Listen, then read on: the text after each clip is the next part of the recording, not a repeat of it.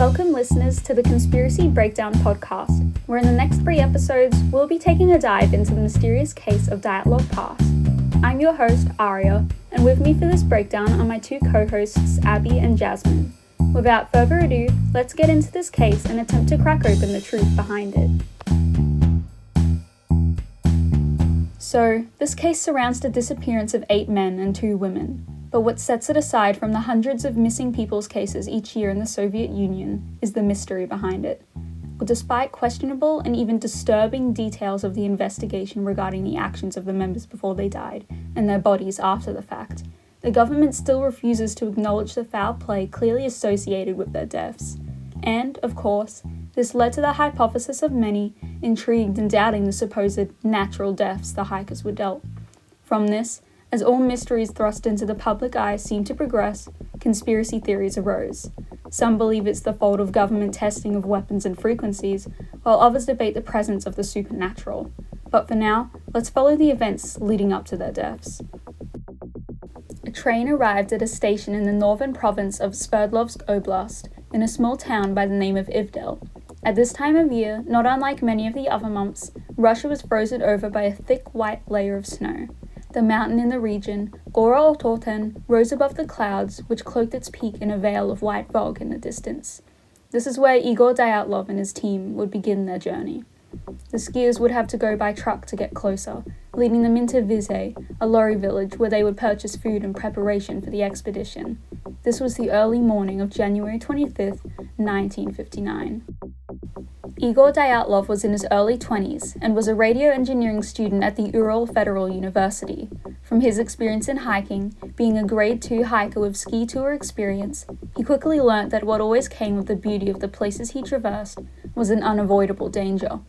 Whether it be an avalanche, high winds, or a snowstorm, Igor was willing to go through it all to reach the next level in his hiking qualifications, a grade-free certification upon return from this hike.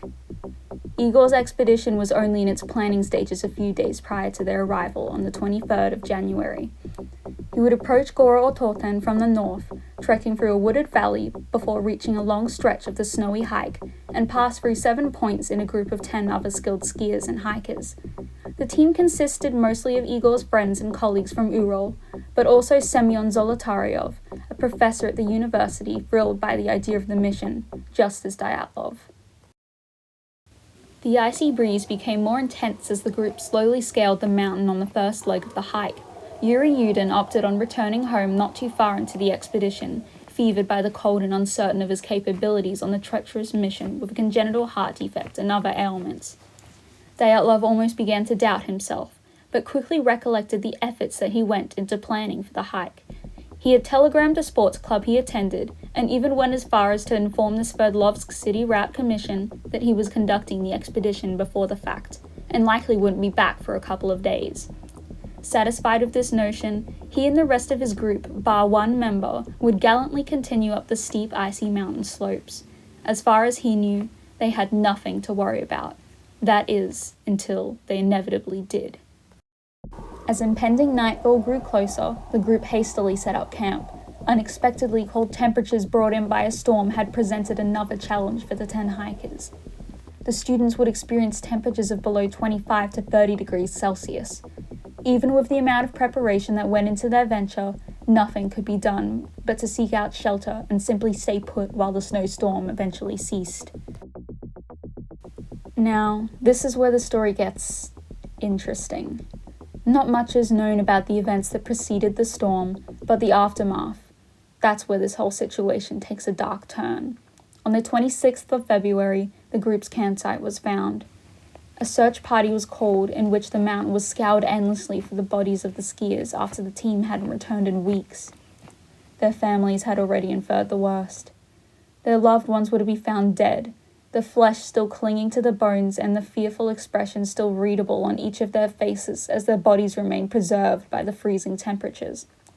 The searchers eventually recognized the badly damaged remnants of their abandoned tent at Kolat-Syakil, a point that wasn't part of the hikers' route, but was accidentally reached due to a loss of sense of direction in the snowstorm. The belongings and shoes of the team were strangely left inside, and 9 separate trails of footprints led to a forest 1.5 kilometers away. the tent was cut open from the inside. After the first 5 bodies were discovered, a legal inquest was immediately brought to the case, and in the span of 2 months, the remaining 4 other bodies of the skiers were eventually uncovered on the 4th of May, buried 4 meters under snow in a ravine 75 meters past the forest. From this, investigators suggested that the group had cut their way out of the shelter that would have prevented them from dying of the freezing weathers, taken off most of their shoes, walked into the woods, and stripped down to their underwear. Some of the skiers made an attempt to return back to the camp, but died not even halfway back. The investigators claimed the group died of hypothermia, but their wounds suggested a different and incredibly odd and disturbing story. One body had a small non-fatal crack in the skull, another body had attained fatal and major skull damage, and another had fatal chest fractures. These horrific injuries were compared to by some of the searchers who discovered the bodies as the life-threatening injuries one would receive in a car crash. Definitely not something expected from the snowy tundra. Something about this just didn't add up.